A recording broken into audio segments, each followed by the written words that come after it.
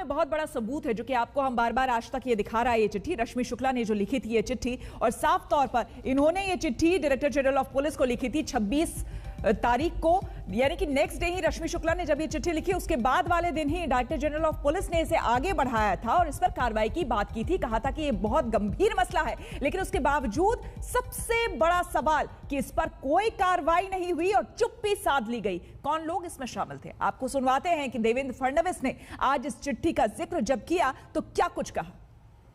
आश्चर्य की बात यह हुई कि मुख्यमंत्री जी के यहां से वो रिपोर्ट गृह मंत्री जी के यहां चली गई और उसके बाद इसके ऊपर कार्रवाई होना दूर, कार्रवाई किस पर हुई? कार्रवाई हुई कमिश्नर इंटेलिजेंस पे। कैसे हुई? तो पहले कमिश्नर इंटेलिजेंस को, वो सीनियर मोस्ट थी,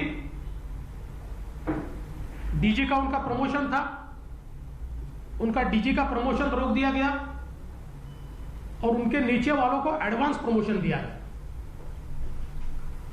उसके बाद चूंकि उनका रिकॉर्ड इम्पेकेबल था, सारे उनके सीआर बिल्कुल अच्छे थे, तो उसके चलते उनको प्रमोशन देना ही पड़ा। तो उनको प्रमोशन ऐसी जगह दिया, डीजी सिविल डिफेंस, जो पोस्टें अस्तित्व में नहीं। साहिल हमारे साथ बने हुए हैं। साहिल, देवेंद्र फडणवीस ने जिस चिट्ठी का जिक्र किया और अभी अभी आपने भी इसको डिटेल में बताया, ये बताइए कि ऐसे में चूंकि खुलकर इसमें किसी मंत्री या नेता का नाम नहीं है, कैसे वाजे या फिर अनिल देशमुख या फिर और कोई बड़े नेता वो इस घेरे में आते हैं? देखिए, इस चिट्ठी का वाजे से कोई संबंध नहीं है, ये पूरा अलग मामला है। ये दरअसल इनके पास कुछ इंफॉर्मेशन आई थी, कुछ इंडिविजुअल्स के बारे में, कुछ व्यक्तियों के बारे में स्टेट इंटेलिजेंस डिपार्टमेंट के पास।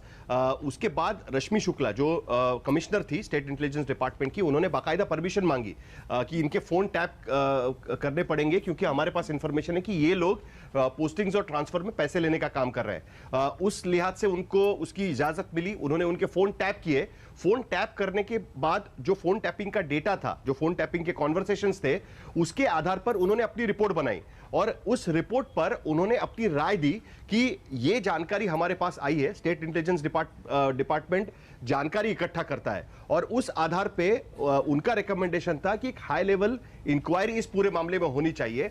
उस आधार पे director general of police Maharashtra Subodh Jaiswal, उन्होंने सरकार को रेकमेंड किया क्योंकि इंक्वायरी सरकार की तरफ से होती है।